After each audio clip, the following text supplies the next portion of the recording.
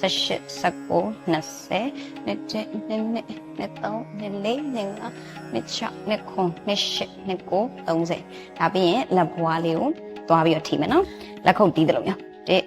2 3 3 4 5 6 7 8 9 10 11 12 13 14 15 16 17 18 19 20 21 22 23 24 25 26 29 28 29 30ပြီးပြီအဲ့ဒါကြော်လေးရှော့ပေးမယ်နော်လက်ဆက်လက်ကိုဆွဲ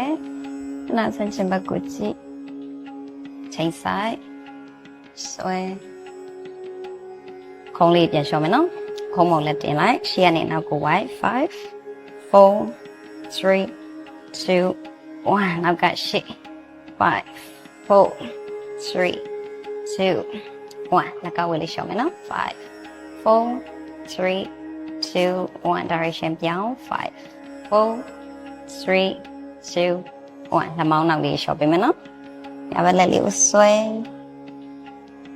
ဘယ်လက်ကိုဆွဲ okay